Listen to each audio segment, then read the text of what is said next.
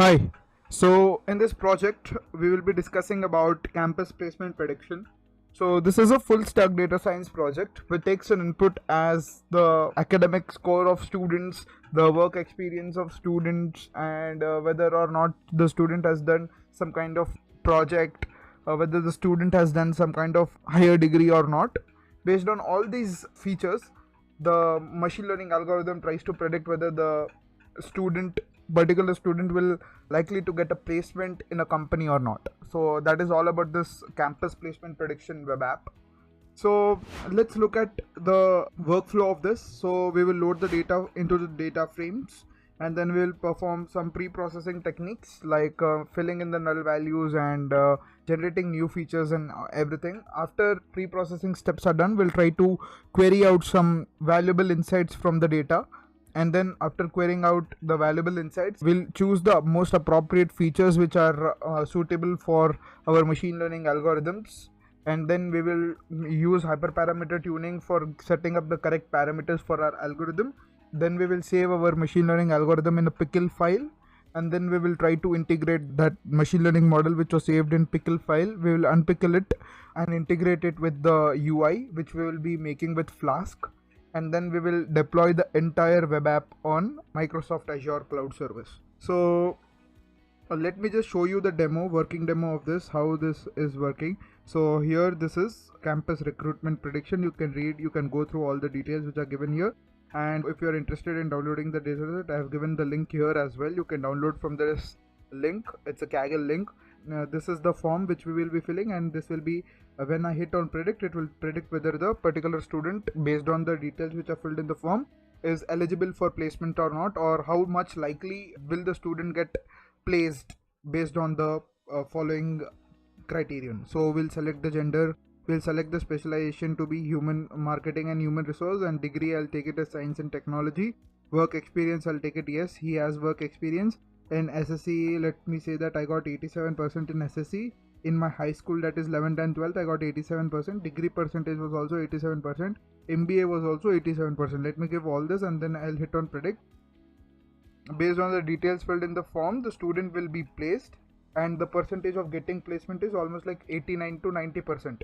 90% chances are there that the student will definitely get placed. Let's try and look at something where we cannot get placed. Let's say that our SSC percentage is 56, our high school percentage is 52, our degree percentage is 52, and our MBA percentage is 60, almost 60. So here we can see that based on the details filled in the form, the student must have to work hard. Till then, better luck next time. That means the student is not eligible for the placements because the criterion is not met. Basically, if you are having more than 65% in all the academic records, you are eligible for placements, and there is more chance that you will definitely get through the interview rounds if you are very strong at your core subjects. So as the student is not eligible, we are giving some kind of tips also, 20 tips to crack the campus placement interview. You can go through this, and this is all about the working demo of the some simple campus predictor app. I have deployed this app on Microsoft Azure. I can just try to showcase. It's more than enough. Yeah. So here you can see that whenever you are trying to deploy it on Azure, you will be getting this azurewebsites.net as the URL at the end. That means this app is deployed on Microsoft Azure.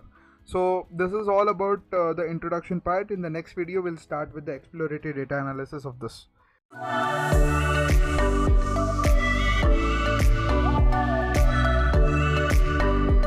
Last video we saw the working demo of this project where we entered some values, and then the machine learning algorithm predicted that whether the student is eligible or not, and it also gave the probability result that about 87% chances are there that the student, based on the records which he has given, is eligible for placements, and there is 87% chance that the student will definitely get the job in that.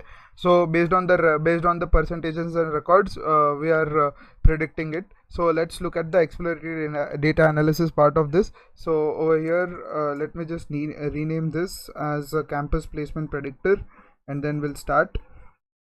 Okay, so we'll import all the dependencies: Pandas, NumPy, Seaborn. Pandas for panel processing, NumPy for numerical processing, Seaborn and Matplotlib for visualization. These are all the standard libraries which we have to follow when we are doing data science projects. Then we will read the data. using pandas.read CSV, and the data is present in this directory only, that is placement data full class.csv.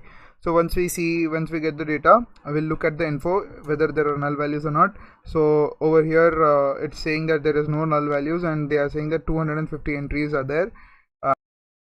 Let's now separate the categorical and numerical columns. So I'll be using cat vars.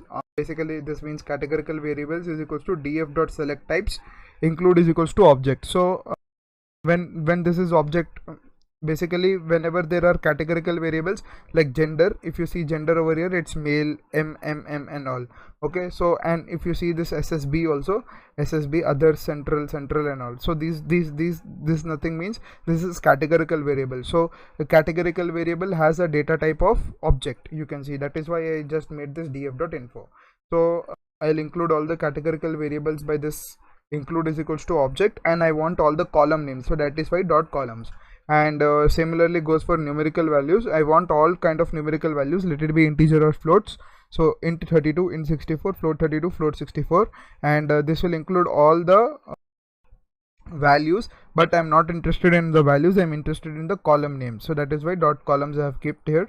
And then if I execute this, I'll get the numerical values and categorical values separately. Now let me check the null values here. So I find that there are null values in salary.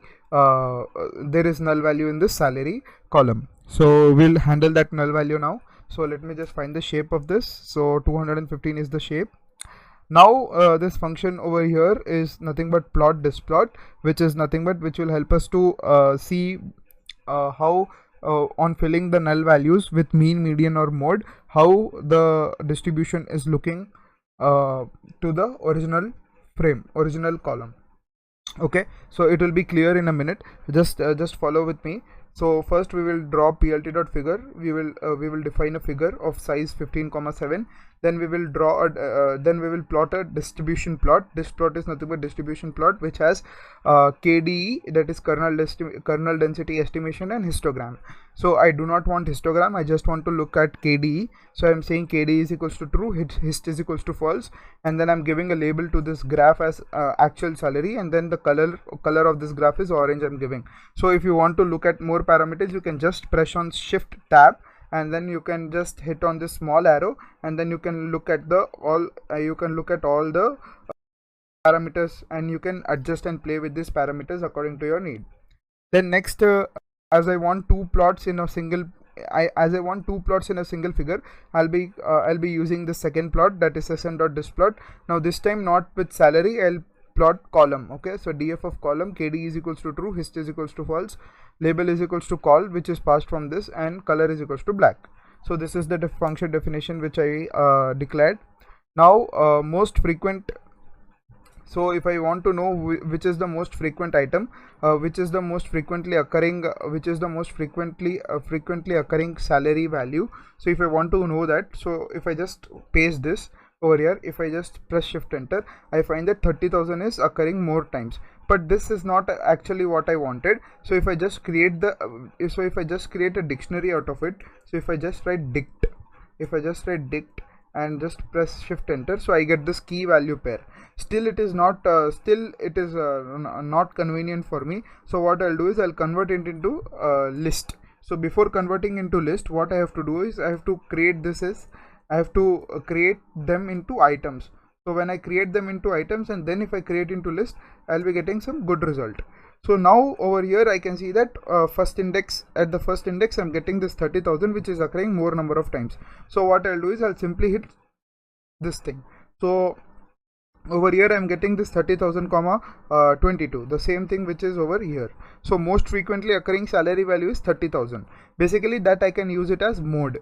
So instead of doing this big computation, we can simply we can also do df.salary.mode. If you do df of salary.mode, you will get something like this, but you want the 30,000, not the 0. So that is why if you just if you just give bracket 0, you will get 30,000 directly. So instead of writing this big code, you can just simply do this.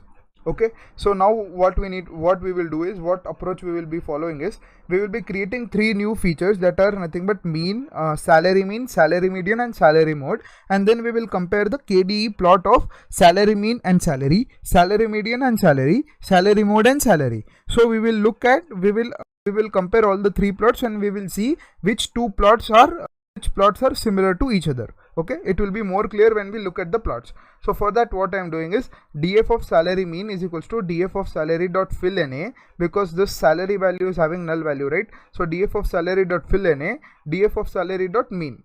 So basically I am filling the null values with the mean value of the salary column. That is the meaning. df of salary median is equals to df of salary dot fill na, filling the null values with the median value of the salary column. And salary mode is equals to df of salary dot fill na. I am filling the null values of the salary column with the mode of the salary column. Okay, mode is nothing but the most frequently occurring item. That is what we saw over here. The same code I copied and I pasted over here. That's it, nothing else. Fill in the missing values with the mode, fill in the missing values with median, fill in the missing values with mean. If I execute this, I'll be getting 3 new columns, that is salary, salary mean, salary median and salary mode, right? Okay, so now I will be I'll be plotting this. So how to plot this is, as I have defined a function over here, plot distplot. So now sal list is equals to salary mean, salary median and salary mode. So for salary in salary list, plot distplot of sal. So I am passing this sal, that is nothing but the salary mean, salary median and salary mode. One by one I'll be passing, and I'll be plotting them with respect to salary. It will be clear when we look at the plots. So I'll just shift enter it. Okay, so here we have the plots. Here we have the plots. We can see that over here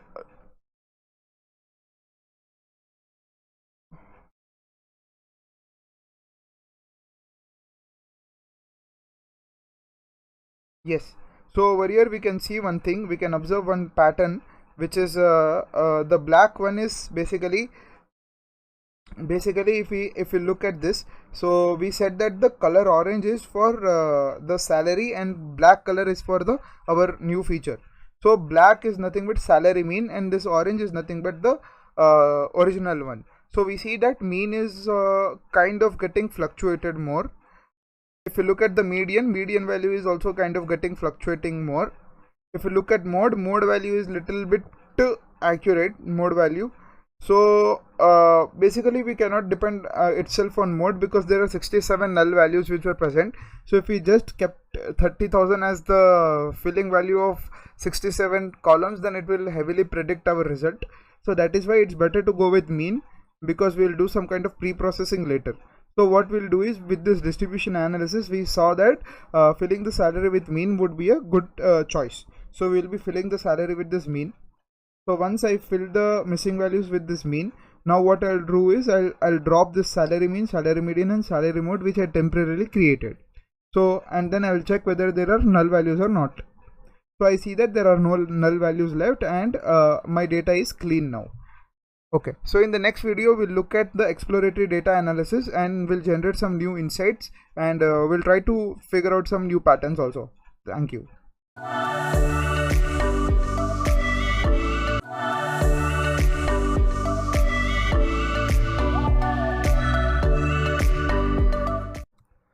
Hi. So in the last video we saw how we can deal with the null values over here by filling the null values with mean, median and mode, and then respectively check their data, check their distributions, and then come to a conclusion that which method is gonna suit more. So we concluded that mean method is gonna suit more for us. So now let's try to calculate, let's try to do some EDA on the data. So first we'll plot a count plot between status and palette status. So if I just shift enter it, so I get the status of over here, that placed and not placed. So I see that there are almost 140 plus people who are placed, and 140 plus people who are 60 people who are not placed. So now what I did is I defined a function which will return the value counts of the column, and then there is one function which I wrote which is used to plot the count plot. where we can at once we can see all the count plot of our categorical variables. So now if you look at this, I am using only categorical variables over here because count plot will make sense for categorical variables only. It makes sense for numerical variables if the numerical variables are ordinal, okay, but there is no kind of ordinality which is seen in the data, because everything over here is floating values. So our numerical values are almost floating, so that is on SSCP, and then HSCP, degree P, E-test P, MBAP, salary. These are all numerical values, and then there's no kind of ordinality present in them. They are all continuous values. So we will be plotting our count plots on our categorical variables only. So our categorical variables are these categorical variables. So we'll run a loop, and inside this loop we'll call this get count function, and we'll pass the column one by one, and then we will plot the count plot of that. So basically this is the count plot syntax, and then we will be as I want some style in my X label and Y label, so I'm giving some a style thing, that is rotation, font size, font weight, and all that. You can skip this if you don't want, if you're fine with normal one. So now if I try and see, I get the count plot of this thing. So SSCB, central, others, and HSC. I see that HSCS, there are three things like commerce, science, arts, and everything. So we can just manually check this out. It's not a big thing. So after the count plot, we will find the count. So this will give us a more relevant data. This is actually a plot so that it's easy to understand how much and what things are in majority and what things are not. In an instant we can know. But if we are really interested in getting the real details, then we should get this kind of dictionary over here. So I'm just writing get final dict, in which we will store the entire result. So for call in cat was, so I'm saying get final dict of call is equals to value count of call. So this value count I have defined here. This is returning a dictionary to me. That is why the result is a dictionary inside a dictionary. So if I just execute this, I'll be getting this. So gender, there are two variables that are male and female, and the count of male is 113 and count of female is 76. And SSCB, there are two categories that are central and others, and the respective counts of them are also shown. So you can just go through this. This dictionary is very important, and I will be using this dictionary till the end. Okay, so now this is some kind of querying we'll do now. So we'll see top science students placed, because over here I am seeing that science students are 59, and let's see how many science students are getting placed. So for that, what I'm doing is, first this is double query over here. So this part of the query is the first query, and this part of the query is the second query. So basically in SQL, what we write, if we want to see how many students are placed in science department, so we write select star from table name, where degree is equals to degree is equals to science, and status is equals to placed, order by salary, as order by salary, and then limit 1. If you do like this, order by salary DESC, if you do this, then we get the result in descending order. So in the same way, in Pandas, it's nothing but df of, inside this data frame, df of this thing. Now inside this data frame, I want to query this. So what is my query all about? It's saying that the degree must be equals to science and tech, and then the status of the student must be equals to placed. So this is my query. So once I get the result, this will be my entire result, and I want to sort the value. Okay, so if you just look at this, this will give me a data frame itself. Okay, so if I just execute it separately, you'll get to know what it is. So I'm getting a data frame over here. Now I want to sort the values. Based on the salary column. So if I say sort values by is equals to salary, if I type in by is equals to salary, now you see what happens.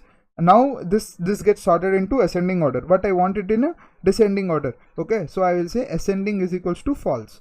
So there is one parameter inside sort values, that is ascending. So I'll say ascending equals to false. Now I get my values in descending order.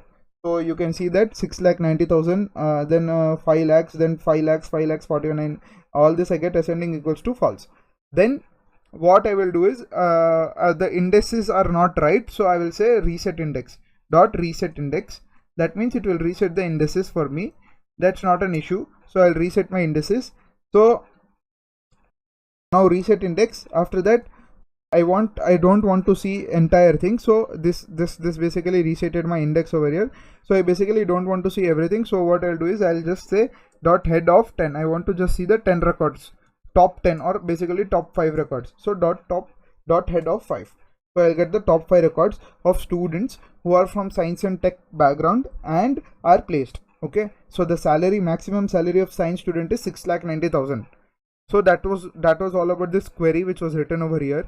Top science students placed. Then we will simply copy this, and we will simply copy this and we will paste it over here. And then instead of science and tech, I'll write commerce and management, because over here in degree I have commerce and management, I have science and tech, and I have others. So I want to see what is the maximum salary from commerce and management department. So if I just do the same thing, and if I just execute this query, so I find that the maximum salary of it is 9,40,000. So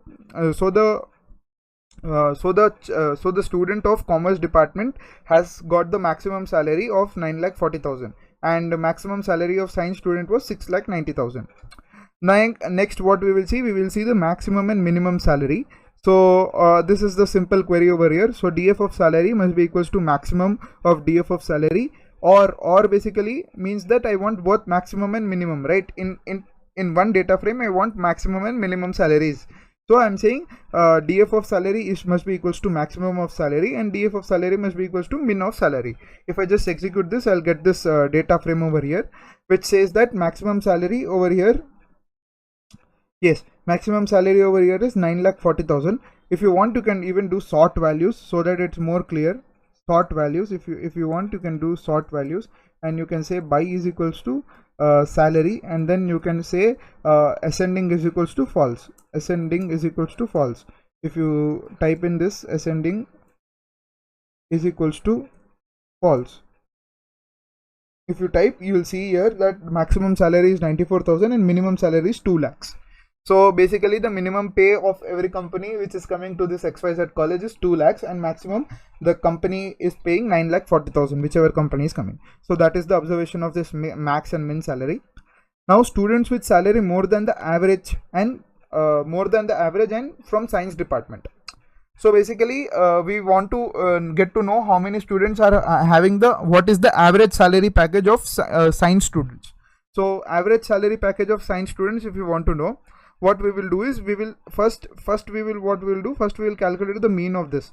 So if we calculate the mean of this, what we will be getting, if we calculate the mean of this, we will be getting some thing like 2,88,655. So this is the average salary package. Okay, now we want students who are getting more than this average salary package from science department.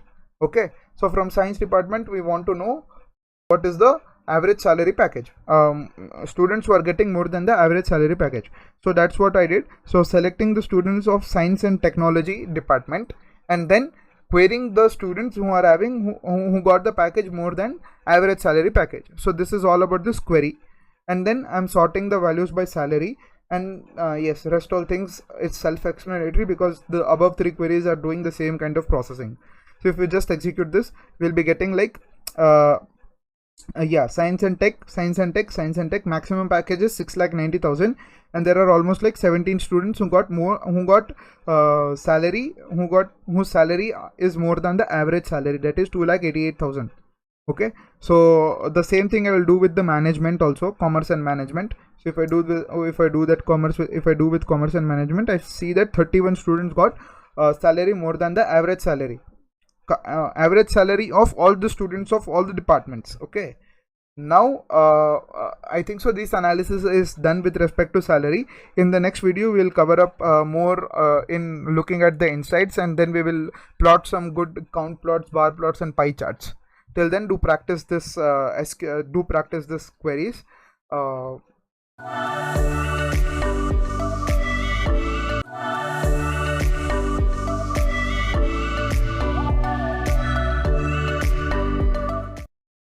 Hi, so in the last video we dealt through some Pandas queries where we did some aggregating queries on with respect to the salary of different kind of students from the science and technology background, marketing, commerce and management background and all. Then now we will carry on with our exploratory data analysis more. So we will see maximum students placed from commerce and management. So what we will do is we'll group by the degree T with respect to status, and we will find the count of it. So basically, if I just execute this separately, what this is doing is it is grouping all the students degree wise. Okay, it is grouping all the students degree wise. So it will just give me some count. Okay, it will give me a series object. Now if I do some aggregation over here, so whenever you are performing group by, you must always perform some kind of aggregation. So aggregation in the sense finding the max, finding the min, finding the average, finding the count, finding the sum, like that. So in SQL we are having now, whenever we do group by having clause, we will be using sum, we will be using max, we will be using min. So these are all the aggregate functions which we have to use when we are using group by.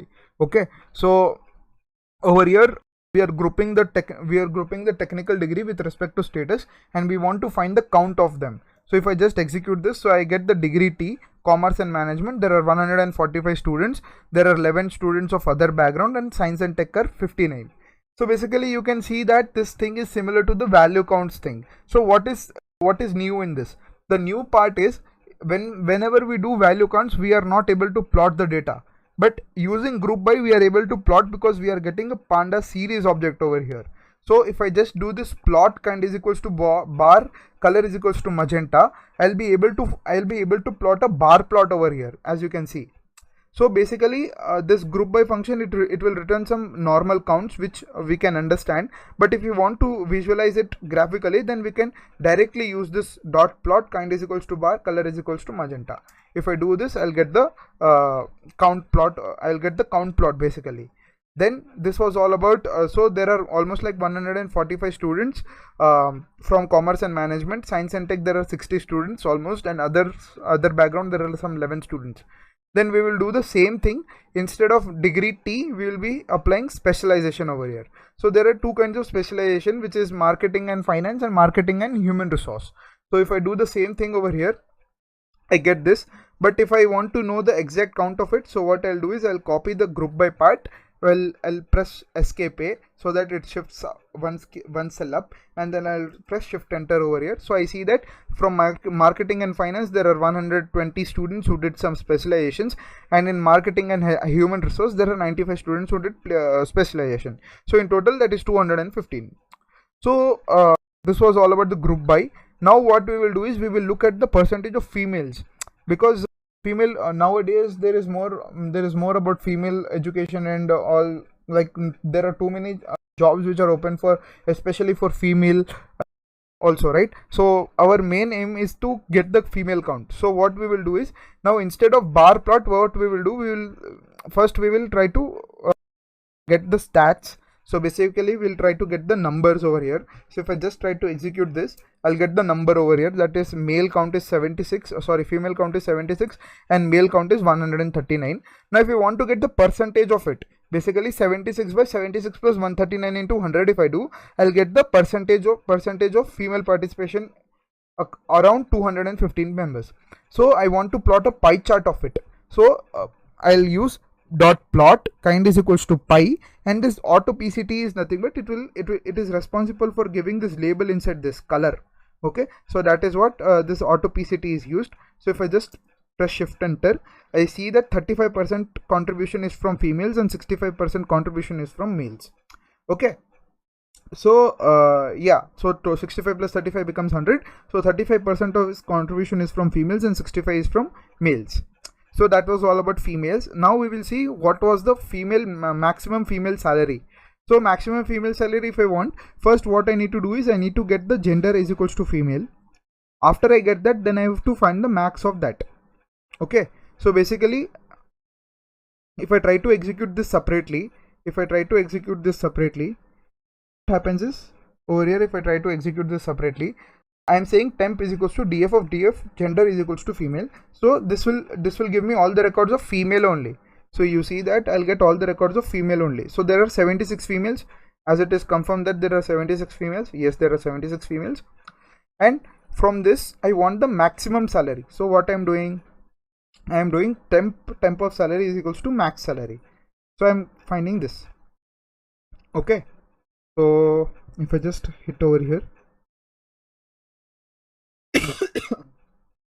yeah, so over here I can see the maximum salary for female is 6,50,000.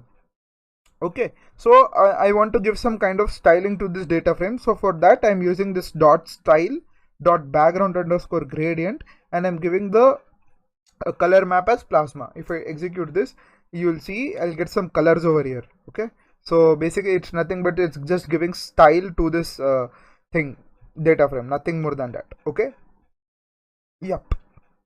So next we will look at the HSC column, that is we will look at the HSC column and we will see the status of that. Okay, yeah.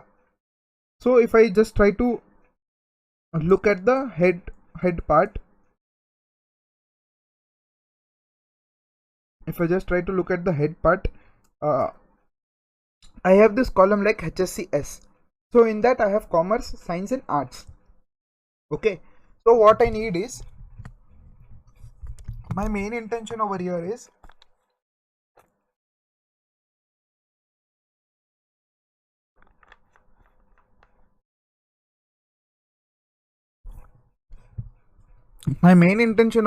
to find the count of these departments individually. So if I just copy this and if I just paste it over here, so I see that 113 students are from commerce, science there are 91 students, and from arts there are 111 students who are participating in the placement activity.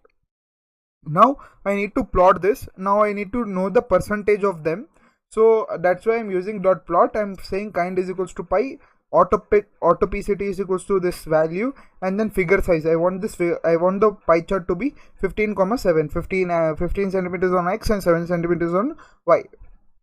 So if I just execute this, so I'll get this pie chart where this 53% contribution is from commerce, 5% contribution is from arts because there are only 11 members there, and 42% is from science.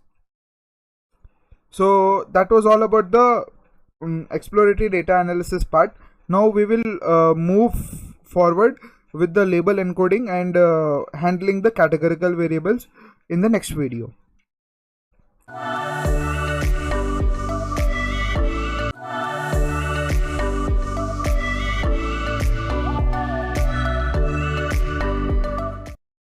Hi, so in the last video we covered how label encoding process is taking place internally, and we saw a dictionary get mappings which says us that these were all the encodings which were done by default by the label encoder object internally. Now we will look into the numerical columns exploratory data analysis part. So we will look at the distribution analysis first. If the distribution is following some kind of particular distribution like Gaussian or left skewed or right skewed or Poisson distribution or some kind of distribution, then it's fine. If it's completely distorted, then we will do some transformation to it.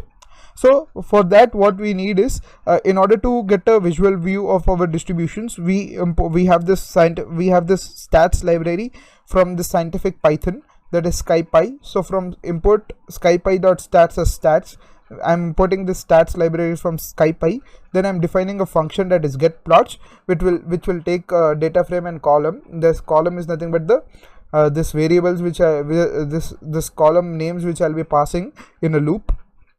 Then I'm defining a figure. That figure size should be 15,7, and then I'm defining a subplot to be 1,3,1. That means I want three plots over here. So this is row number 1, and in row number 1 I'm having 3 columns: column number 1, column number 2, and column number 3.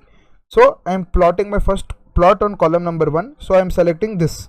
So subplot 1,3,1 means this is 1, 2, this is 1, 2, 3, 1. So 1, 1, 2, 3, 1. That means this part.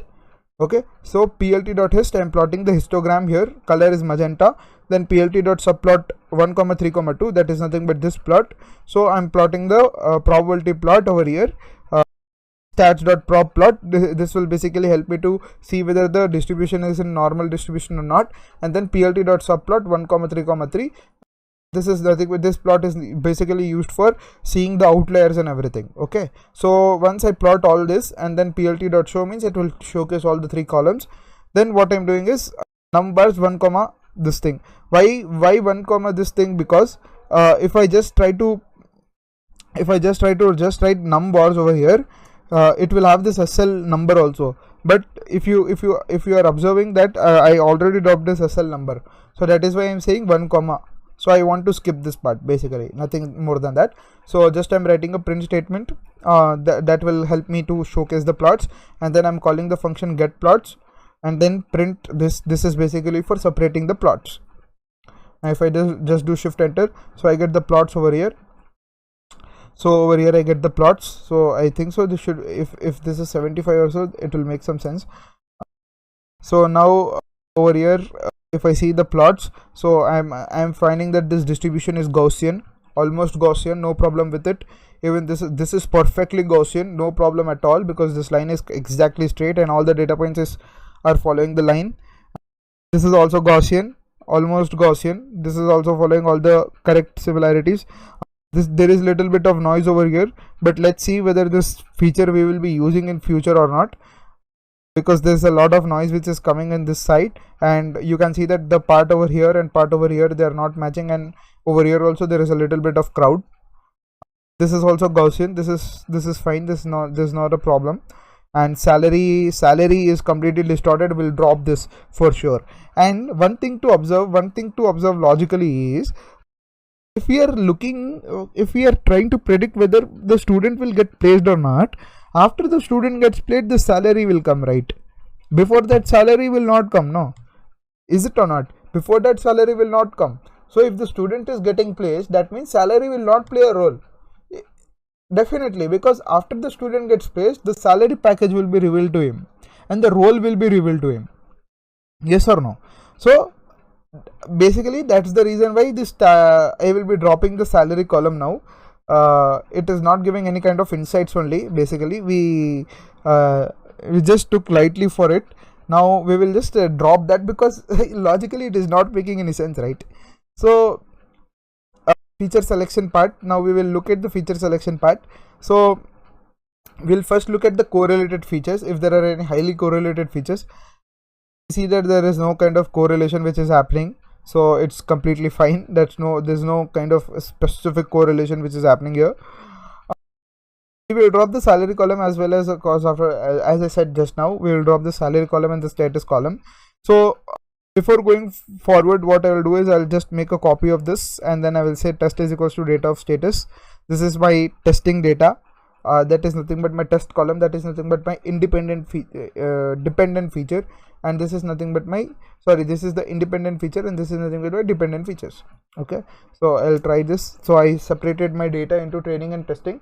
So not training and testing, it's basically separated the predicting. What I need to predict is this test, and what I will give as input is this train. So that is the thing. If I see the train data, I'm getting this. So how many columns over here? 1 2 3 4 5 6 7 8 9 10 11 12. So there are 12 columns. Now I won't be using those 12 columns because some columns are just useless. So for removing the columns, what I'll do is we have some feature selection techniques like extra trees classifier, mutual classification information, mutual class of information. So what I'll do is I'll import this from sklearn.ansible import extra trees classifier. So EC is equals to extra trees dot classifier. I'll fit the train and test.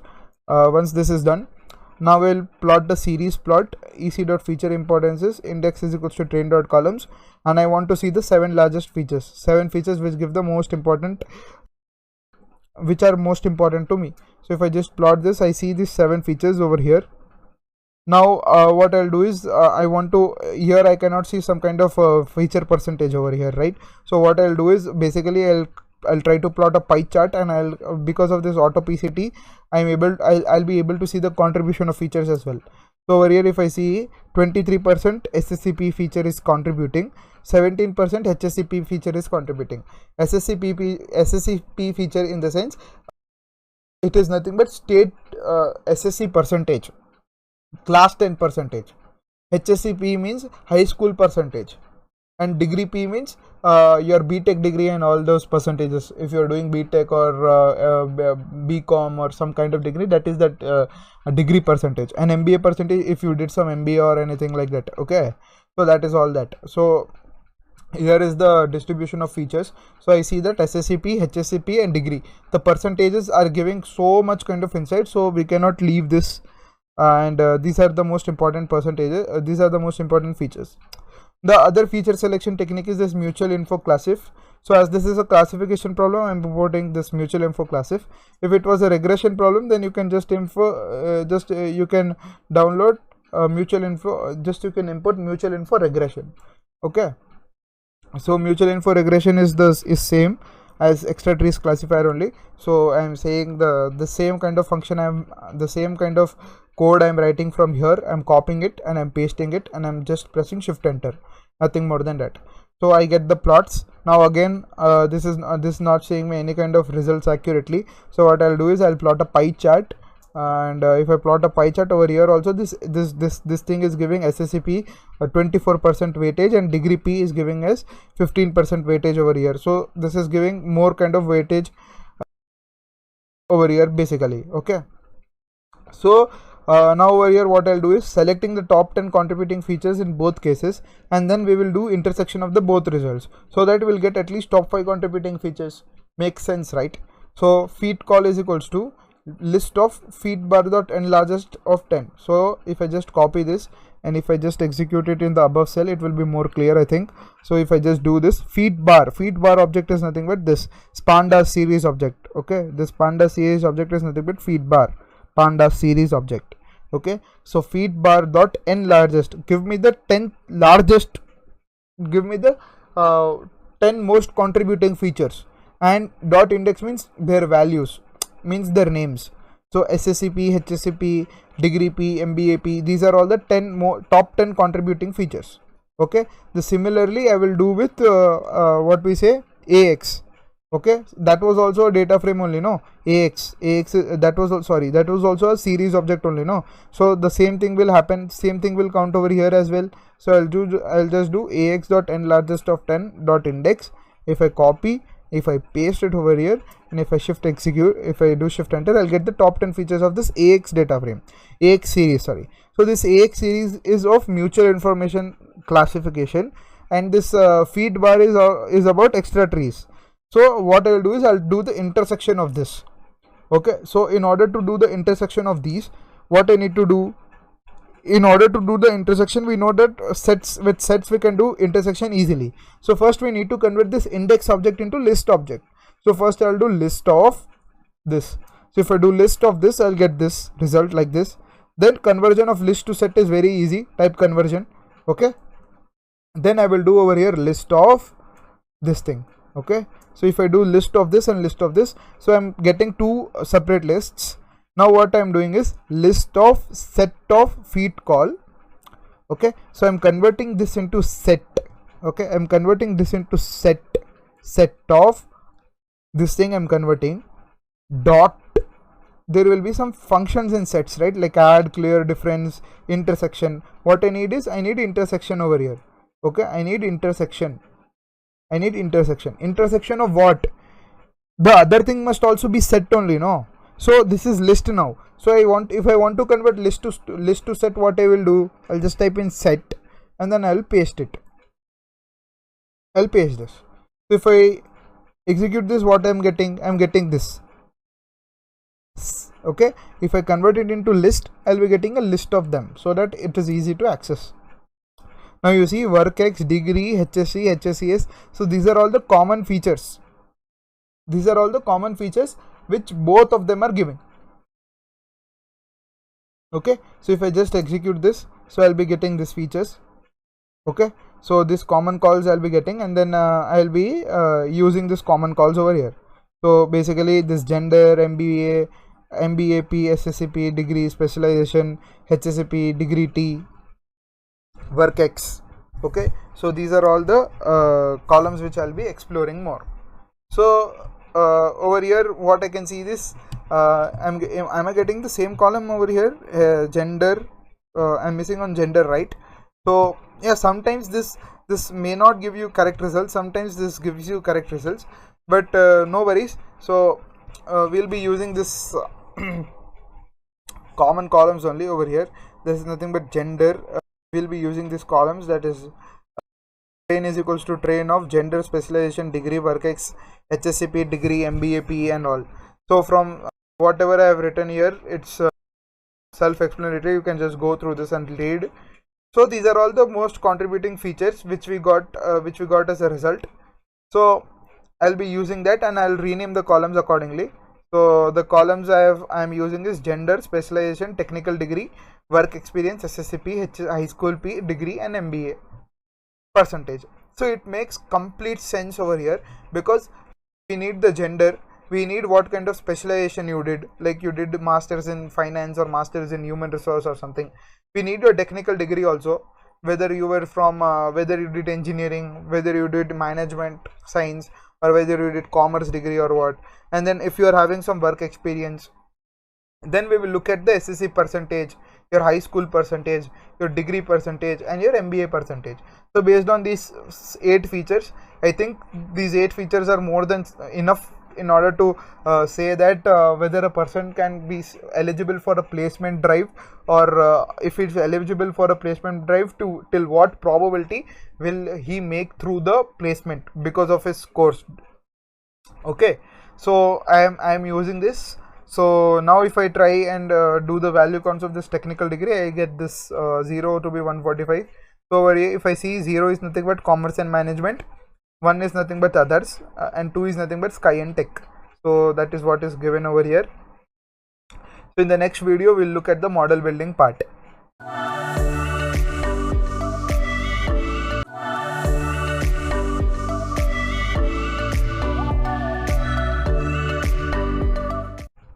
Hi.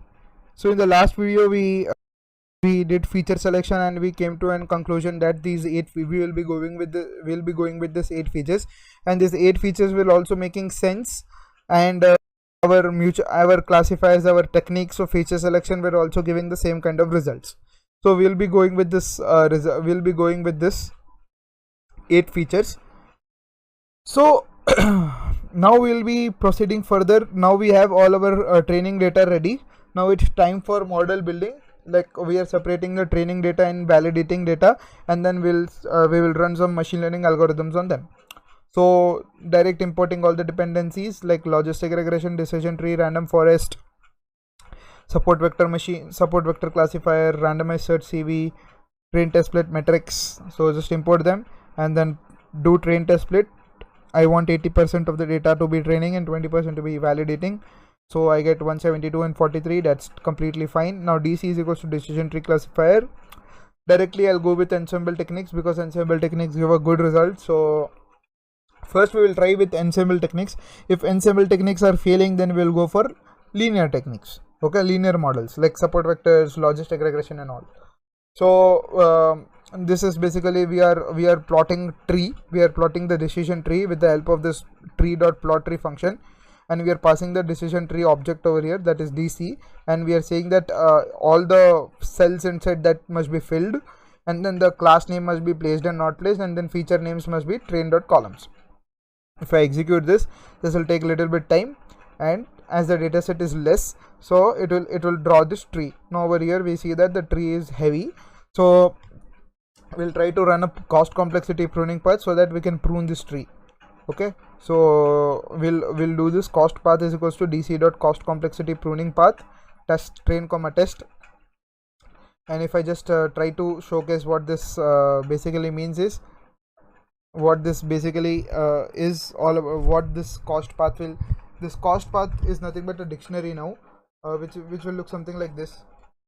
If I just try to print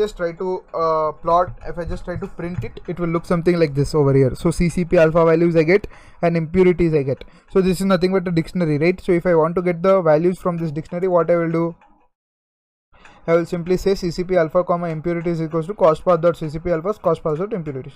That's it. Excuse me. So now I will be collecting a lot of decision tree classifiers, then I will be fitting those decision tree classifiers with the CCP alpha value which is in the CCP alpha list. So if I just see the if we just see the CCP alpha list, it will look something like this. CCP alpha, if we see that there are some values in CCP alpha, we'll be using the CCP alpha over here, and then dc.fit xtrain comma ytrain, and then model list dot append. So this dc is nothing but we are appending this decision tree. So if I just execute this, so model list will look something like this. It is nothing but a list of all decision tree objects. Over here we can see model list is nothing but the list of all decision tree objects. Now we will try to find the score of this. We will try to pass, basically we'll say clf.score xtrain comma ytrain. So for CLF in model list, so for every classifier in this modifier in the model list, we are finding the training score and testing score. That is what this list comprehension is saying, both the list comprehensions. So test score and training score. So once we get the list of training and testing, we'll plot this line chart that is nothing but plt.plot CCP alpha train score, and this is self-explanatory. I think it's very simple to understand. So if I just press shift enter, I get some kind of juggish values over here, because there's some kind of thing which has been missed completely in this case. So if I just try to execute it once again, so I may get some different kind of tree now in this case. Yeah, so if I just try to execute this once again, and over here if I get the model list and train and test, if I do, this gets fluctuated so many times, so it's not a big issue, because over here what is the thing is the decision tree is not that big, basically, to say. Okay, so we'll try with the CCP alpha value of 0.0195, and let's see how the decision tree will look. So yeah, this decision tree looks pretty good. It's small enough and it will give some good results only. We'll look at the hyperparameter tuning phase now. So in hyperparameter tuning, we'll look at the hyperparameter tuning in the next phase.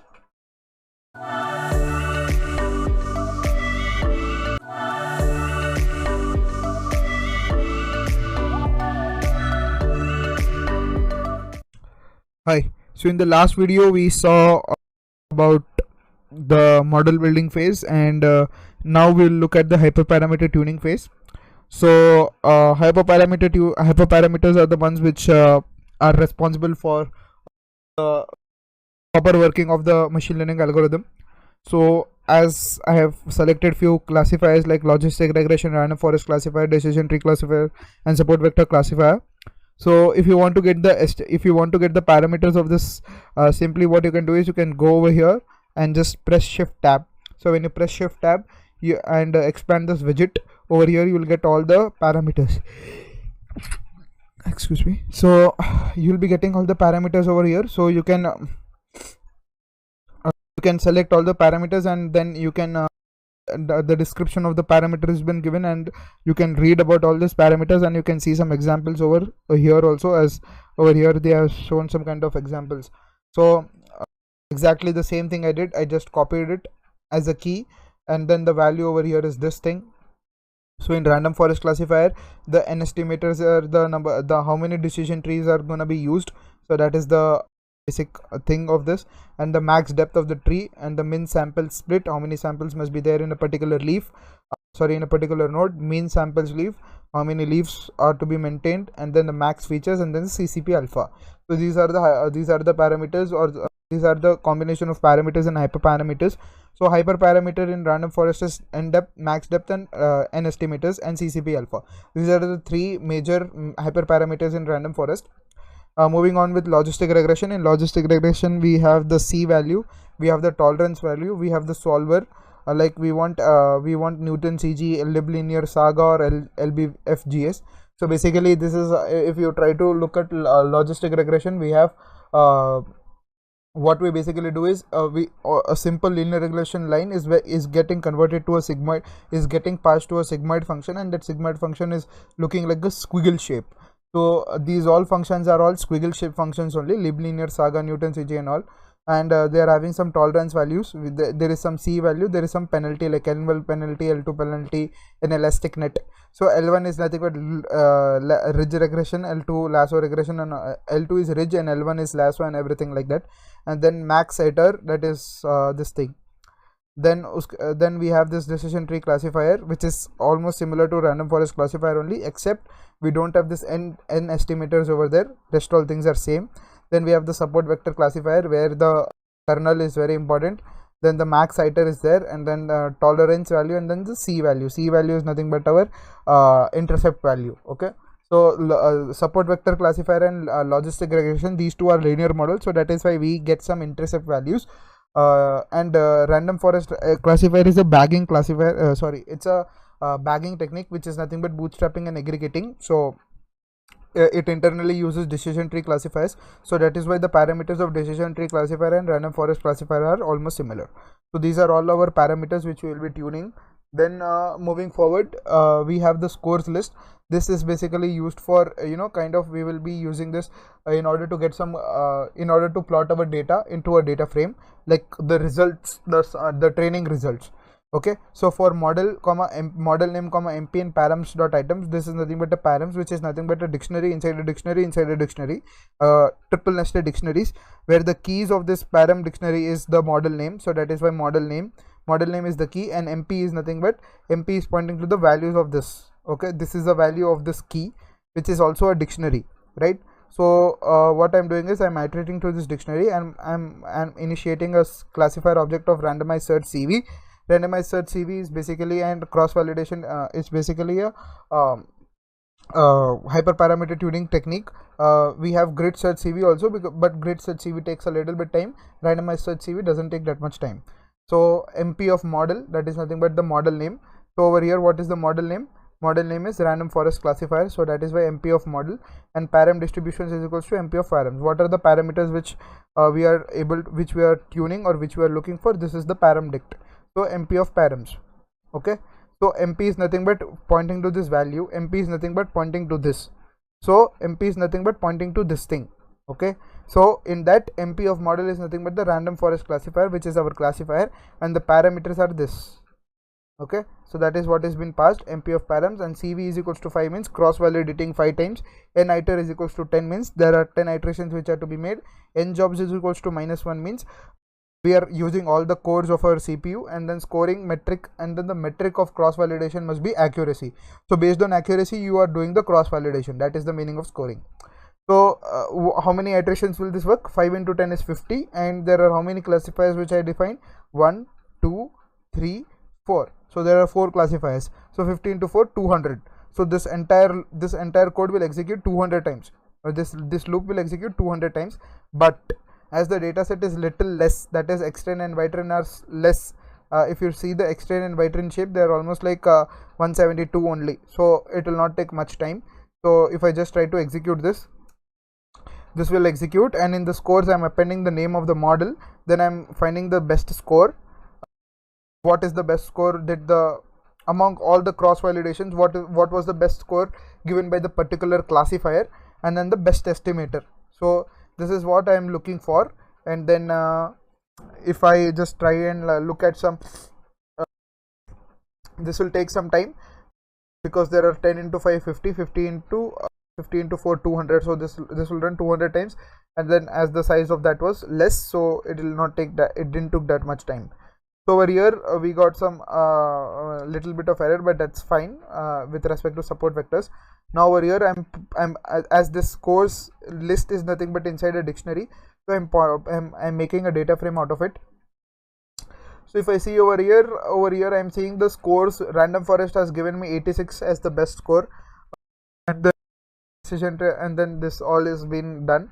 So if I just try and look at the random forest classifier object, and I get this kind of things. So over here you can see that this random forest classifier, if I just select this random forest classifier from here, this is another variant of random forest. Over here I see that the random forest classifier gave me 86% accuracy. So if I just select this random forest classifier randomly, and if I do the same thing, let's say that rf1 is equals to this, and then I'll do the same kind of thing. If it's giving more accuracy, better accuracy, then I'll be selecting that as my final model. Okay, so rf1.fit and then rf1.predict and then metrics.accuracy score, y-test and y-predict. So if I execute this, I see that it is giving 81% only.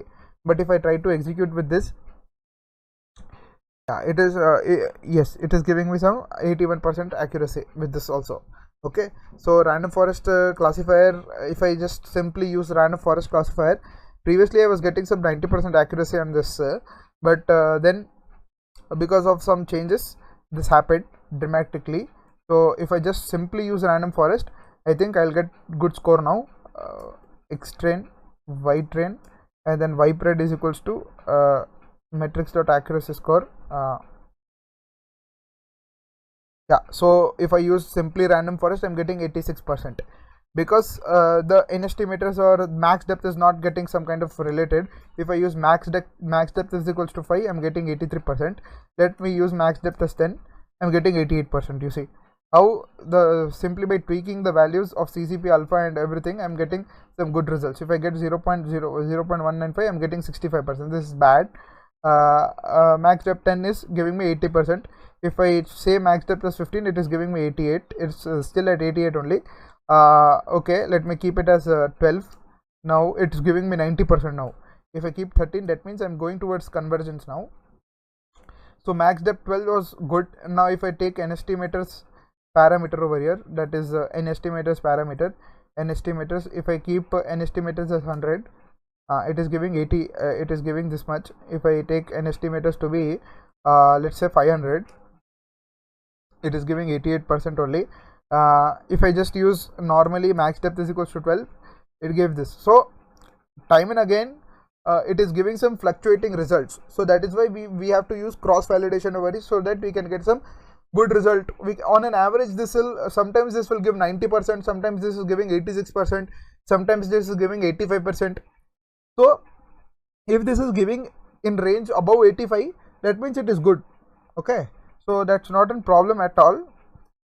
So if I use n estimators to be 267, over here I'm getting 90% accuracy. See, so I'll be using this random forest model now.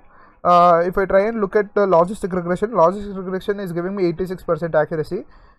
Decision tree model, if I look, decision tree model is giving me 67% accuracy because of the CCP alpha value, which is wrongly written. So if CCP alpha value is this, basically CCP alpha value over here is not correctly written over here because of the cross validation. Normally if I use this decision tree, it's giving me 62. So some kind of error which is occurring in decision tree, because in random forest it's giving me 90%, whereas in decision tree is giving this much. Maybe because of some CCP alpha value which was wrongly written. So anyways, we will be using this random forest classifier object only. So if you just try to execute these cells, so we'll be getting everything. If I just try to see the metrics, so if I see the metrics, I'm getting some 1% metrics. Recall score is this much.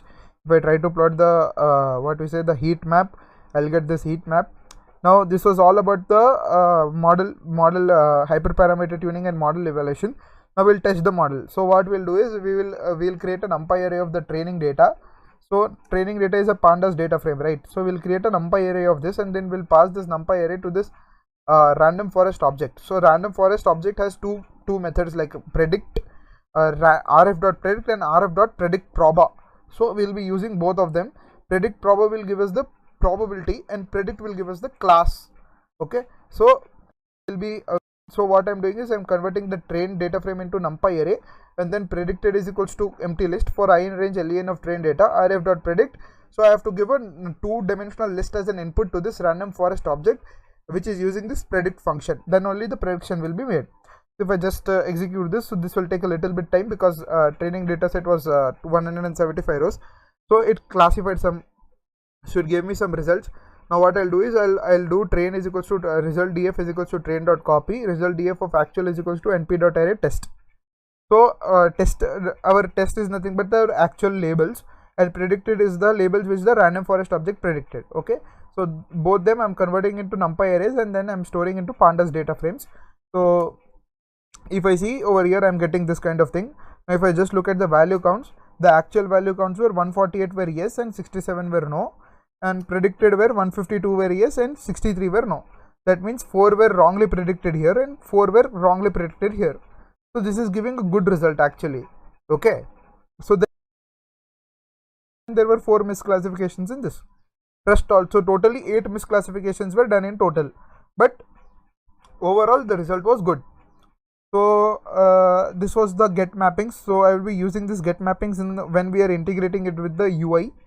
So now I will calculate the predicted probability. As I said that we have this 2 methods like rf.predict and rf.predictproba. So here I will be using, instead of rf.predict, I will be using rf.predictproba. Nothing that I want to give the probability measure also till what is the percentage probability that the student will get a placement, guarantee placement, about 80% sure or 90% sure, 95% sure, like that. So that is nothing but the predicted probability. So if I execute this, it will take little bit time because training data set is 175 rows. So yeah, so we can see that 0.5568, 0.44940 and 1. So we are getting some kind of values over here, right? So if you just try to expand that, so you will get some thing. So predicted is this whole big chunk of in the multi-dimensional list. So predicted of 0 will give you this array object. So I want the first, if I want to access the first one, this is nothing but class 0. 44% chance is there that you will not get placement, 55% chance is there that you will get placement. Okay, so predicted of 0 will give you this 0.494 and 01 will give you 55 and this thing. So I'll just execute this, so you will get this, and then I'll make 2 columns separately, like prob of not getting placed, prob of getting placed. If I execute this, I'll get here the thing. Okay, so there is chance that 55% you will get placed, 44% is chance that you will not get placed. When you are having this kind of scores, 1% like you will get placement 100%, that is guarantee, and no placement 0%, like that. So I'll save the model over here. So over here I'll save the model. This is by using the pickle file, and conclusions were 68 records were misclassified, not 16. 8 records were misclassified with an accuracy of 93%, and that's it. So in the next video we'll look at the UI building of this whole project. Thank you.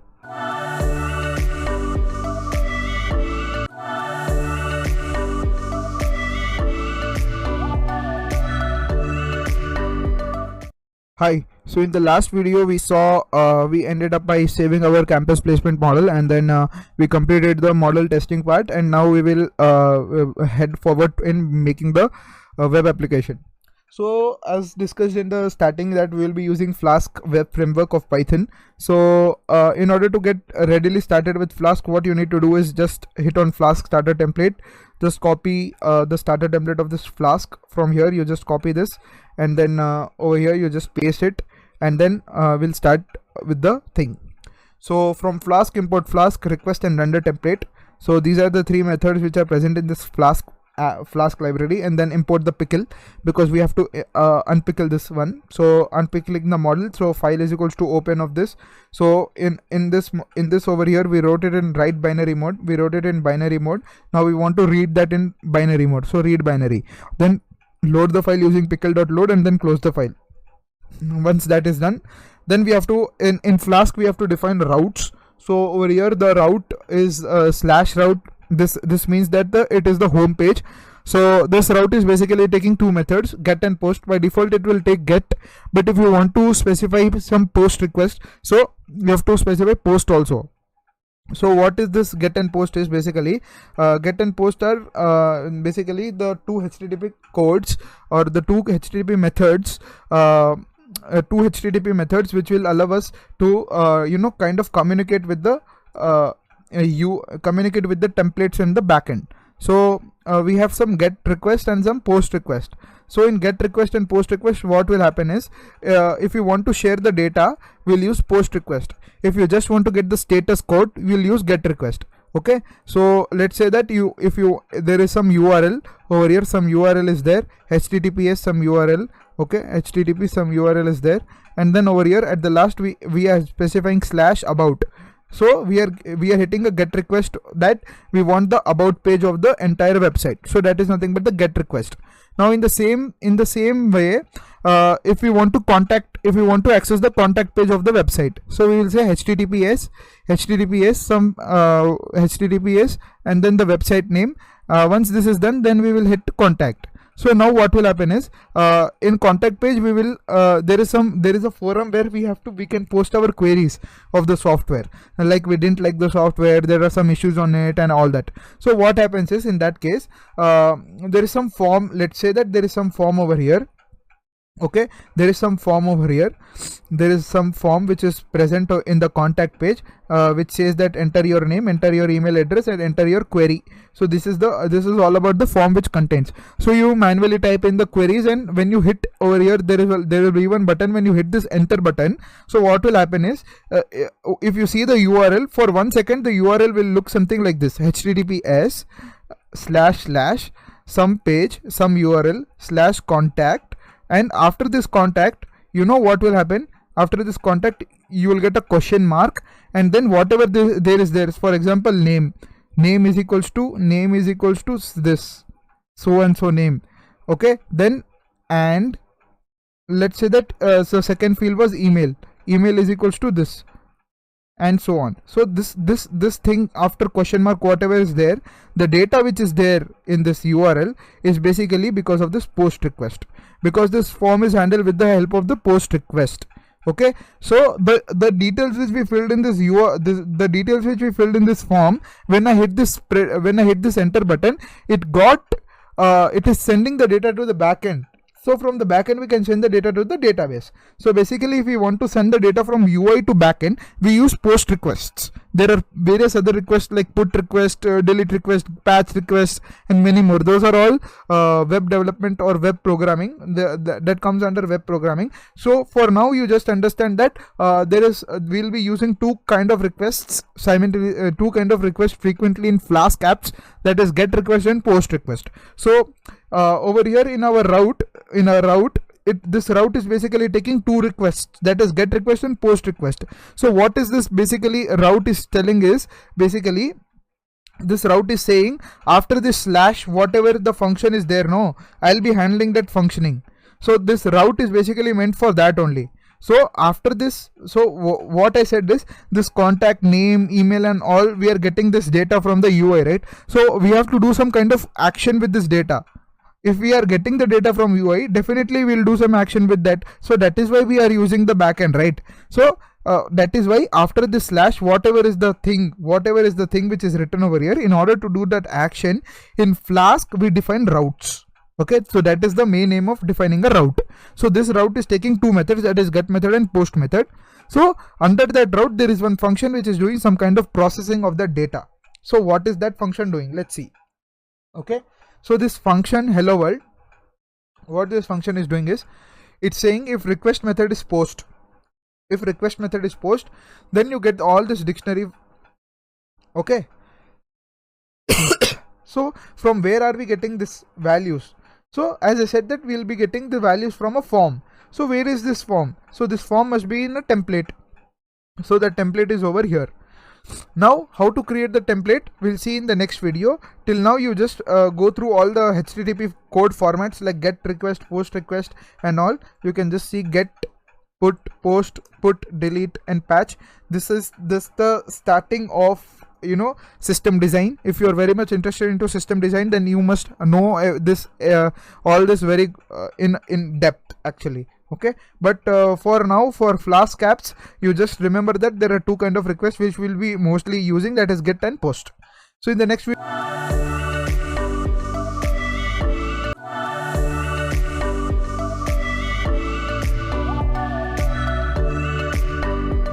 so in the last video we covered two kind of requests, that are get request and post requests, and I said that we'll be making our templates. So in what I'll be using is, I want to make this template as quick as possible. So what I'll be doing is, I'll be using a framework known as Bootstrap. Okay, so if you just type in getbootstrap.com, you'll get this Bootstrap. So what you need to do is over here, what I'll do is I'll quickly copy the starter template. So I'll just hit on copy. So you can make a website within 5 minutes if you are very much comfortable with Bootstrap. So I'll make a dummy file in order to showcase you. So if I just click dummy.html, so this template I'll make, and in this template what I'll do is I'll paste the Bootstrap code. I'll format it. So over here I'm getting the Bootstrap code, right? So now what I need is, if I just hit on go live, this is nothing but the live server. If you're not having live server, you can go and install that extension from this extension box, and over here you can just write you can just write live server, and you can install the extension live server extension from this. So what I'm doing is, over here I have written this hello world. I will remove this hello world, and I want to place some kind of alerts over here. Okay, so if I want to search for alert, just write in alert over here. Just go for alerts, and over here I am having this alert. This is very pretty alert, so I'll just copy this alert, and then over here in this dummy, what I'll do is instead of this Django HTML, I'll change it to normal HTML so that it's flexible enough for me. So over here what I'll do is dot container. This is one Bootstrap class. If I just type dot container over here, I'll get the class, and then I will paste the alert over here, and I'll save it, and just I'll click on this go live. So when I click on this go live, as you can see over here, I'm getting this Bootstrap template rendered within 2 minutes. Not even 2. It didn't took even 1 minute for me to type any kind of code. It's just simply copy and paste from Bootstrap. That's it. So when you're doing some data science projects, then don't waste a lot of time in UI design and everything, because spend time in doing model building and everything, because that is more important as that is more than important in comparison to web UI. So you get this alert, right? So now in order to get a form, what I did is so in order to get a form, what I did is just go to bootstrap.com. Over here you can just type in forms. And then in the forms you will be getting some kind of various kind of forms. Which kind of form you want to choose, you can choose those kind of forms. So I am looking for a form which has select inputs and everything of that kind. So basically I get a form over here. So I'll copy this form, I'll go to this dummy.html, and then over here what I'll do is I'll make another container object so that I can give some space, container, and then over here I'll give some space. M/4 is nothing but I'm giving of margin, and then I'm pasting over here. This is my form. So if I just look at this, saved, and if I just look at the live server preview of it, what I can see the form over here. So I want to give some kind of label over here, so I'll just give a h3 tag. I'll say this is a form. This is a form. Okay, this is a form. So if I want to give some kind of style over here, I can say that class is equals to so text center class will basically this h3 line. So basically, this is a form. I get it, and over here I can fill in the email address and all and everything. Now the most important thing is, in this form over here you have to mention two methods, that is action. One is action, where this action is gonna head to. As over here I said that contact this form is in contact page, right? So whenever you're filling the form and whenever you're hitting the submit, this data from this form is going to some route. That route is nothing but this contact route. So that is why you have to specify the from the UI to the backend, right? So that is specified by this action. So action is nothing but this slash. That means I want to send the data whichever the user is filling in this form to the slash route, the route which has slash as the endpoint. So which route has slash as the endpoint? This route has slash as the endpoint. Okay, so action is equals to this, and what kind of method am I using? Post method I am using. So method is equals to post. Make sure that you write it in form of caps, only then it is important. And one more important thing is writing this over here, whatever you are writing, you have to make sure that you are giving a name that is nothing but a name feature. So based on this name feature only the data is being tracked. Okay, name is equals to, let's say, email. So based on this name feature only the data is being tracked. So make sure that in every form in every division of the form you're mentioning this name feature. So in this way you can simply create a simple standing bootstrap template within 2 minutes or 3 minutes. If you are very good at bootstrap, then it will not take hardly 2 minutes also. It's just simple copy paste. Okay, so if we look at the our original project, so over here the form is over here, as I said, that if I look at the notebook, you will be more familiar with the notebook. So in here, over here we can see that there are 2, 3, 4, 5, 6, 7. Let me just scroll down fast, and then over here we have gender, specialization, technical degree, work experience, SSC percentage, high school degree, and MBA percentage. So over here gender. So gender is what? Gender is actually a select box, because there are two values of gender, right? One is the there are two values of gender, right? One is male and one is female. So that is why select box, that is male and female, as an option. So select box will look something like this. Over here if you just see, a select box will look something like this. So when someone clicks on male, the value of that is nothing but 1. When someone clicks on female, the value of that is nothing but 0. So that is what is mentioned over here, right? Male is 0 and female is 1. Sorry, female is 0 and male is 1. Got it? So in the same way, doing this, and specialization also we'll be doing in the same way. Specialization, we are having two fields, that is specialization marketing and finance and marketing and HR. Marketing and finance is 0, marketing and finance is 1. So marketing and finance is 0 and marketing and finance is 1. This is also a select box. Okay, so this is what you can do is simply you can copy this. You can do simply Control D. If you do Control D, this will duplicate it, and then you can simply change the values. That's it, nothing more than that. You have to be very quick at this. So part, once the specialization part is done, then we have the technical degree. That is then we have the technical degree. So technical degree has 3 parts, that is commerce and management, others, and science and tech. So that is why there are 3 options which are available over here. So that is also a select box. So that once that is done, then we will go and see the next part, that is nothing but work experience, whether the particular candidate has done some kind of internships or has worked at some company, XYZ company or not. That is also a select box. So that again, this is also a select box.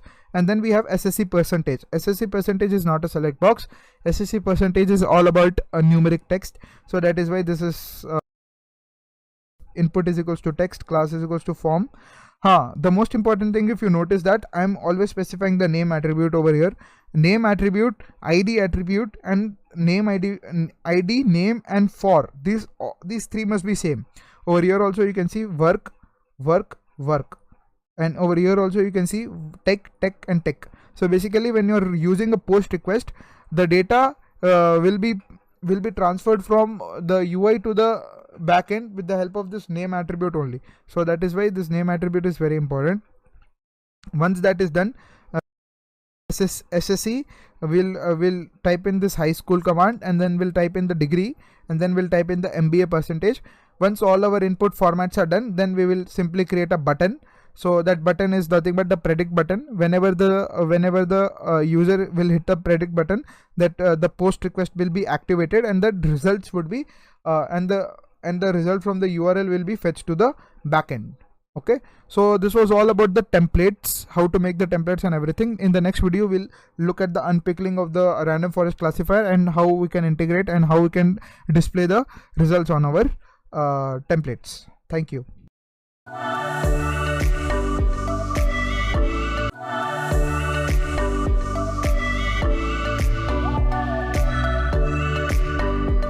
Hi. So in the last video we saw how we can design our templates.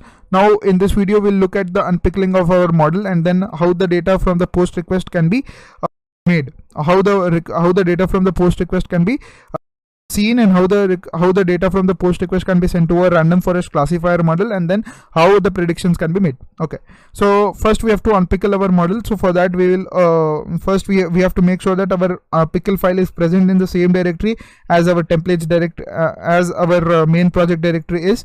Then we'll load the model. That's it. Then as I said, all about the row, all about the route, that this is a place from where this is a place from where the post data will come, and then we'll do some kind of pre-processing over here. So this hello world function is defined under this route. That means this function is responsible for doing some kind of processing to the data which is coming from the form.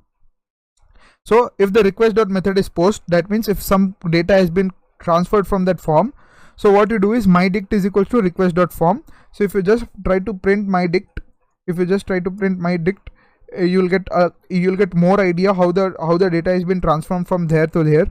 So over here, if I just see, I'm just selecting these things randomly. I'm saying 67, 91, 58, and let's say 58. So if I just hit predict, basically if I just look at this over here, so over here you can see that this immutable dict, I'll get something like this. Okay, so yeah, basically I'll be getting the dictionary format. I'll be getting in the dictionary format. So what I need is as I said in the last video, that based on this name feature, the entire thing is made. Okay, so mydict of gender. Okay, so what was the name over here? Gender. So mydict of gender. Then mydict of spec was the name for the next one. That is nothing but name is nothing but spec. So that is why I was telling again and again that name feature is very important, because we can extract the data from using that name feature only. So based on the name features or everything, I'll extract all the data. Then as I said that in the last, as I discussed in the building phase, that we are sending a two-dimensional data to our random forest object. As you can see, this is a two-dimensional data over here. So we have to pass the two-dimensional data only. So that is why this 2D list is there. So now predicting the class either 0 or 1. So normal predict function will predict either the class is 0 or 1. So that I'll store the result in predicted class. Then predicting the probability, as I said, that to what percentage will the student get placed and all. So that is what we can see over here in this over here. If I just type in over here, just if I type in some random values, if I just hit on predict, so it is saying that 62.27% is the predicted probability that the student can get the placement. Okay, so that is all about the predicted proba. Now you have to be very, very careful over here, because from here the main logic part comes. So now over here, if you try and predict, you can see that so I was talking about this dictionary only, which was being discussed. So if I want to access the key, if I want to access the values, I am accessing with the help of this name feature, as you can see from here. Then over here, what I need is predicted class comma predicted prob of 0 0. So predicted class is 1 and predicted probability is 0.37 something, predicted 0 0. So basically predicted of 0 0 is nothing but the probability of not getting placement. So over here, what is the thing is percentage of getting placement is 62.27%. That means 62% chance is there that he or she will get a placement, and the remaining 100 minus 62, that is nothing but almost like 38 is the percentage that you will not get a placement. He or she will not get a placement. So a predicted prob of 0 0 will say the probability of not getting placement, and predicted prob of 0 1 will say probability of getting placement. So anyways, if the class is 1, okay, if the predicted class is 1, that means the person will definitely get a placement. That means predicted probability of getting placement is more than predicted probability of not getting placement. So that is the simple logic over here. So if the predicted class is 1, that means definitely that person has predicted probability more than predicted probability of not getting placement. Okay, so if predicted class of 0 is 1, that means person will definitely get placement. So what is the count of that? What is the score of that? Just store it into this prob variable. Else the person will not get placed. So it's not useful to store it actually. Just simply I wrote it. You can just skip this also. That's not a problem. Then simple, you can script this print statement also. I just wanted to know how much probability is coming and what is the class and what is the probability. Over here you can see that the probability is 1, and over here you can see that the class is 1 and probability and the percentage that the student will get a placement is 63%. So over here also you can see the same result. That's it. Just in order to know whether this is printing or not. Then in order to do some fancy stuff, I am using this place map, that is 1 if predicted class is 1, then the key to it is will be placed. If the predicted class is 0, that means better luck next time, you try harder next time. Okay, then predicted class end is equals to place map of this thing, is just getting this value, nothing else. And then if predicted class is 1, then you have to render the show template. Then the show template only will be displaying all our results. Okay, render template show.html, and we are passing two things, that is predicted class end, and then predicted prob is equals to round of proba star 100 comma 2. So I'm basically, this is nothing but 0.6, this will be 0.622 something in very long decimal thing. So I'm truncating into, I'm rounding that figure into 2 decimal places, and then I'm calculating the percentage. So for calculating percentage, I'm multiplying it with 100, and then this variable is very important, placed is equals to true. I'll say why this is important just a while. So yeah, if the student is getting placed, then this template, then this if block will get executed. If the student is not getting placed, then this block will be executed. So once this is done, so the data from the backend is now going to the UI. So how to retrieve with the UI is simply a show.html. As you can see that the data is being sent to this template, that is show.html. So in show.html, this the simple bootstrap copy and paste. Now over here, this is very important, this is nothing but the Jinja syntax. So if you look at the Jinja syntax of Flask, you'll get you'll get more understanding. Jinja syntax of Flask, if you just look at the Jinja syntax of Flask, basically you can run for loops, you can run if conditionals, you can run so many things with this Jinja in Flask. So we'll be using the same kind. So over here what I did is, if the student is getting placed, right, so I'm sending a variable named as placed is equals to true. So this placed is equals to true is coming over here.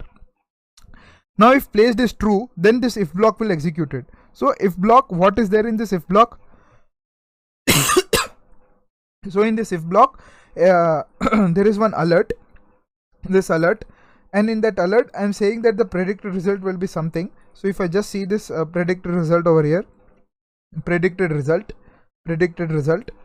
and then based on the details filled in the form, the student, based on the details filled in the form, the student, based on the details filled in the form, the student, colon, after that will be placed. So from where this will be placed is coming is basically from here. We are sending predicted class end is equals to predicted class end, no. So this predicted class end is nothing but will be placed. Why will be placed? Because the predicted class is 1.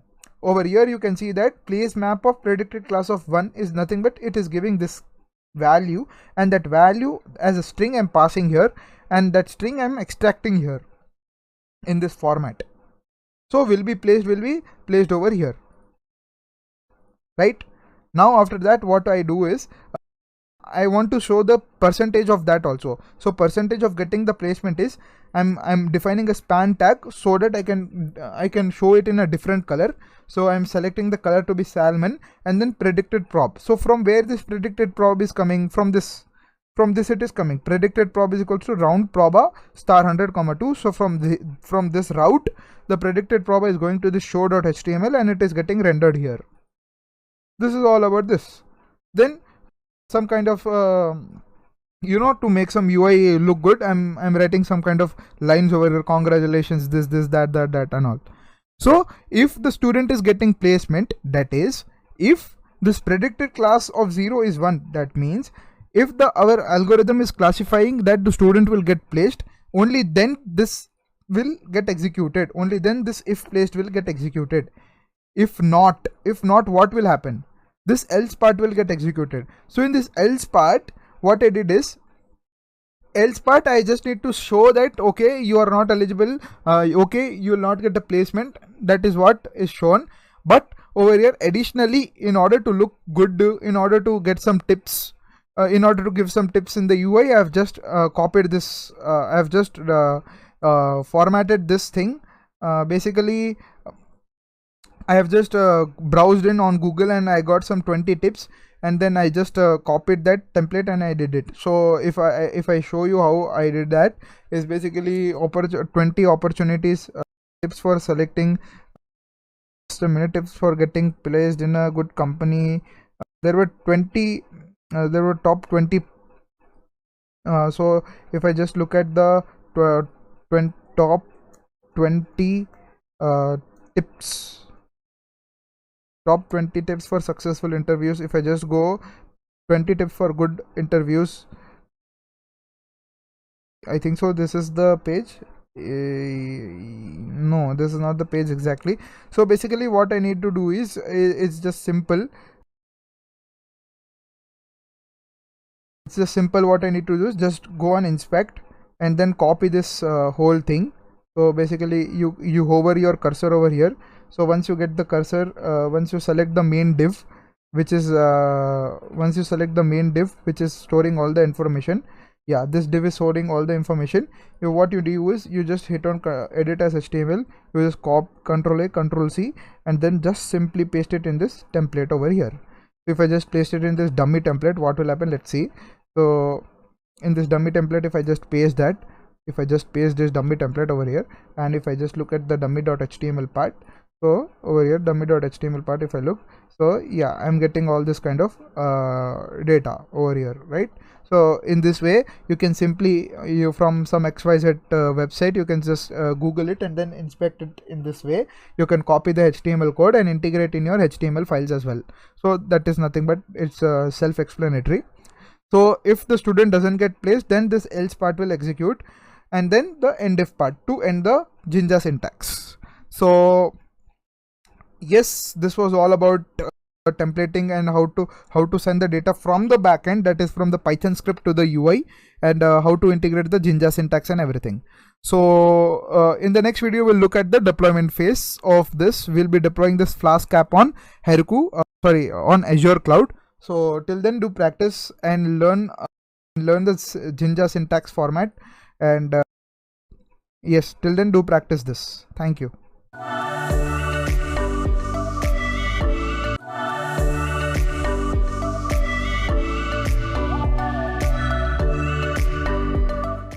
So in the last video we said that we would be deploying our campus placement predictor app.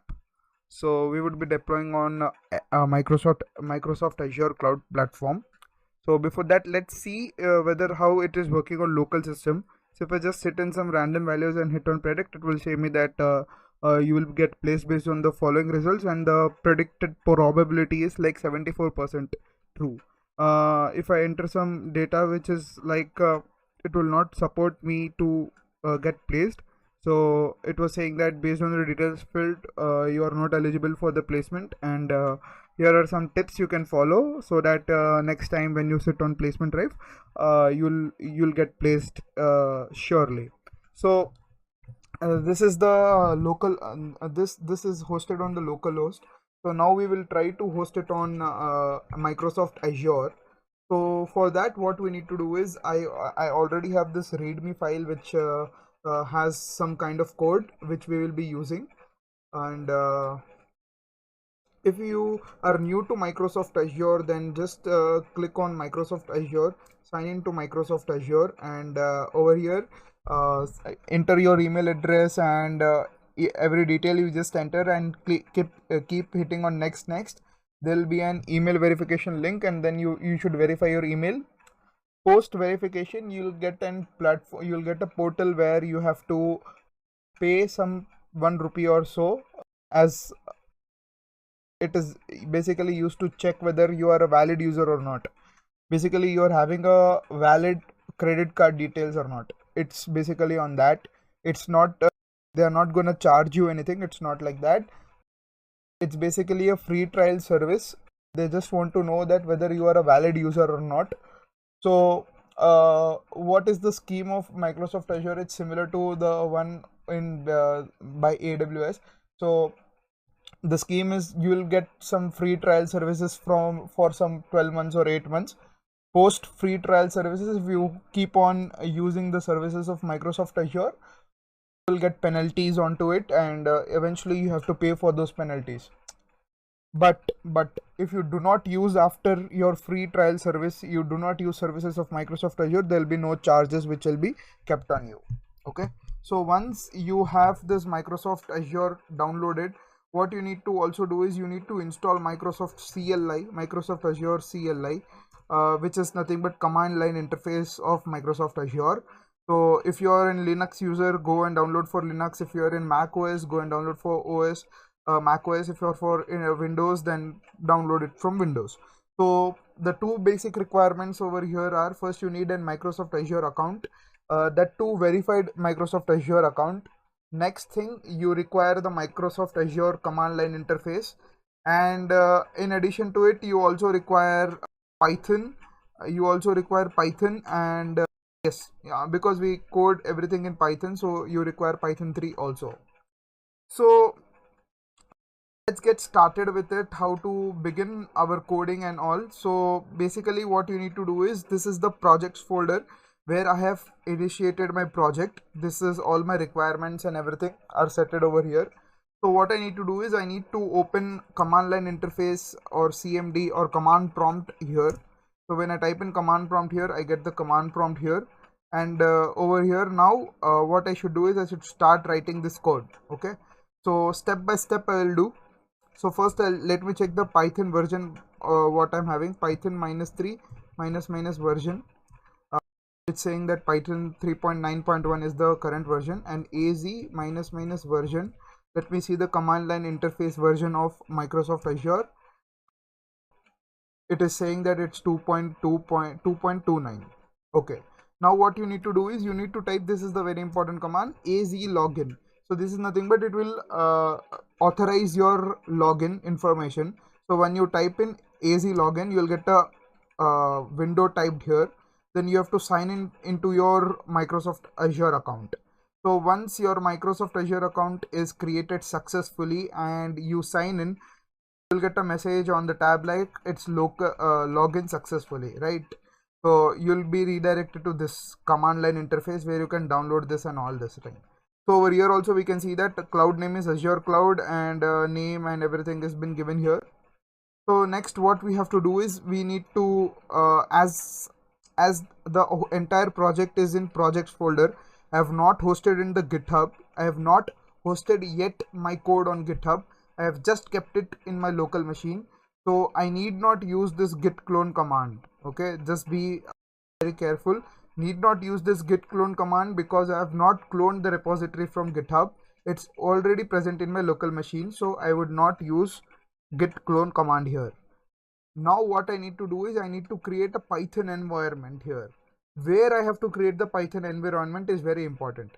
Now you see here, MLAI is the main directory. Inside that directory, projects is there. So over here I have to create my virtual environment. So I am inside MLAI, so I need to go to projects directory, projects folder basically. So what I'll type is cd projects. Just type that, and then I am into my projects directory. Okay, the projects directory is the directory where the entire code is there. Okay, where the entire code is there basically. In projects directory, the entire code is there. Now what I need to do is, I need to type in this virtual environment command, Python -3 -m venv space .venv. If you type in, a virtual environment will be created inside projects folder. And once this is completed, I'll show you how it looks like. Then we have to basically activate the virtual environment. Okay, so over here if you see, we get this .venv thing, right? So if you right click here, we have the scripts over here, the Python scripts, then lib, site packages, then include, we have everything over here, right? So now what we have to do is, we need to activate this virtual environment. So how to activate it? Just type in, it's a shortcut over here, just type .ve and then press tab, it will auto complete. Okay, then slash, then press S, then tab, it will auto complete. Scripts \a tab, activate. Just hit enter. So when you get this kind of command, means when you get this kind of status over here, that means your virtual environment is activated now. Now what you need to do is, in your virtual environment, you do not have all the dependencies. Basically in your local system, you downloaded Python, you downloaded Flask, you downloaded everything, but in the virtual environment it is not downloaded. Virtual environment means what? Basically you are creating your own environment where you will install what all dependencies you need on part of you. Okay, So in entire environment you will be having in your entire software, you will be having so many things, like you will be having Java, C++, C compiler, Java compiler, C++ compiler, Python interpreter, and so many things. But in your virtual environment you need specifically Python. Okay, you do not require any Java environment or anything. You will work only on Python. So Java, C++, and C code or anything will not affect or will not work in your Python virtual environment. So that is the reason why we did Py -3, that is Python 3, that is create virtual environment of Python 3.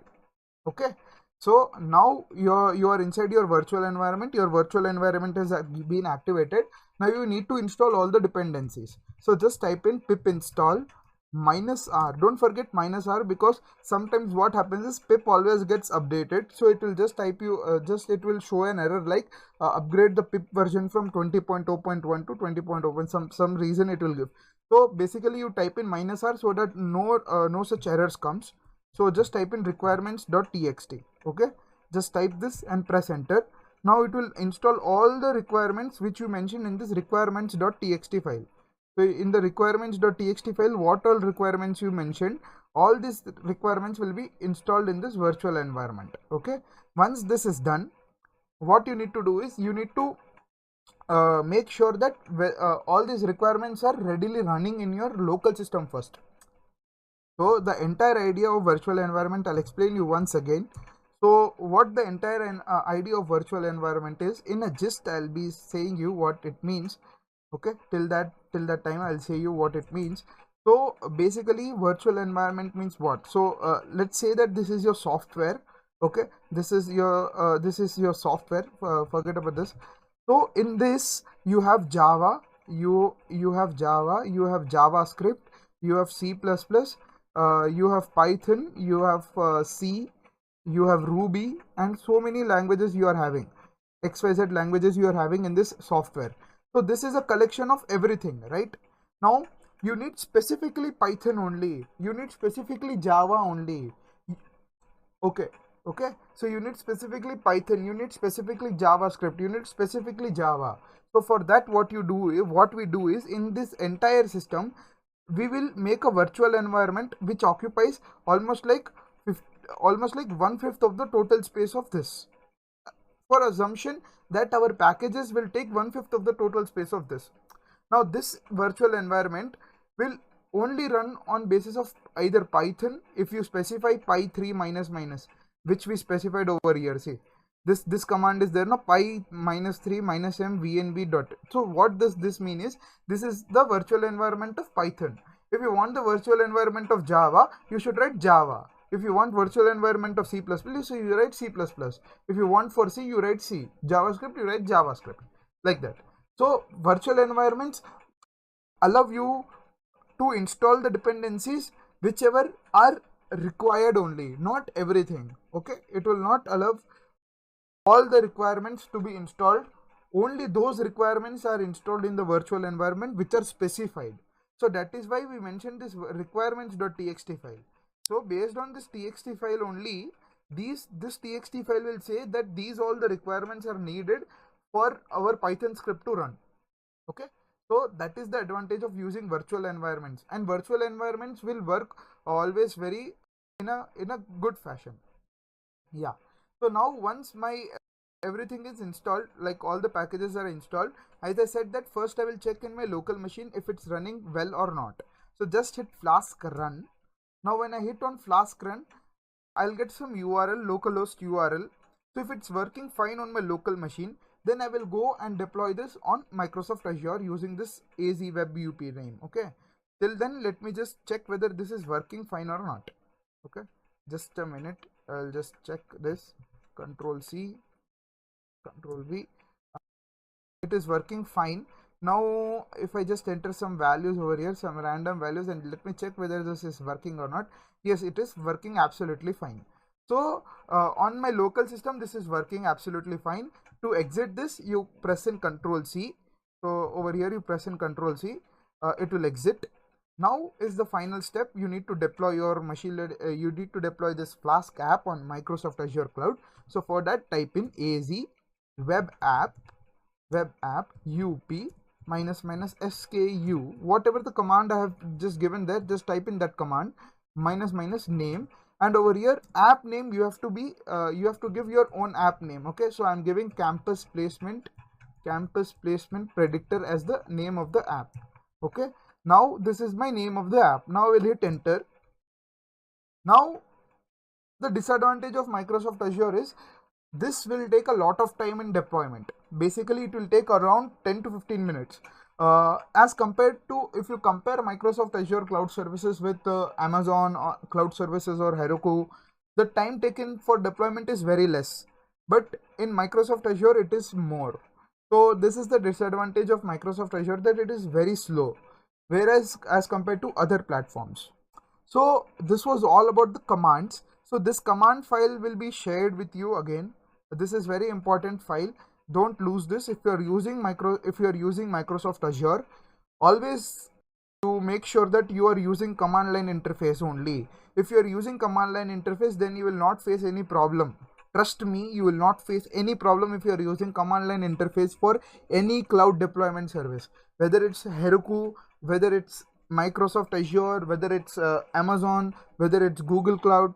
You will never face any issues with command line interface. Just make sure that. Okay, so this requirements and this file will be shared. Till then I'll be waiting for this to get deployed. Once it's deployed, I'll open up and I'll say the advantages and disadvantages of using Microsoft Azure. Till then, do practice the code and do practice these commands. Thank you.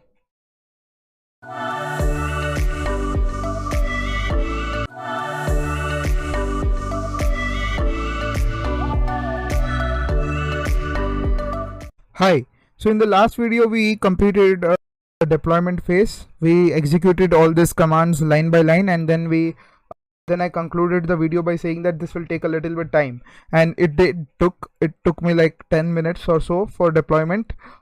7 to 10 minutes it obviously takes, and then after that you'll get this URL over here. So just copy this URL and you can just click it, you can just open it up in your browser, and then you can work with you can play with the form now. So I'll just randomly type in some values in order to check whether it is really working or not.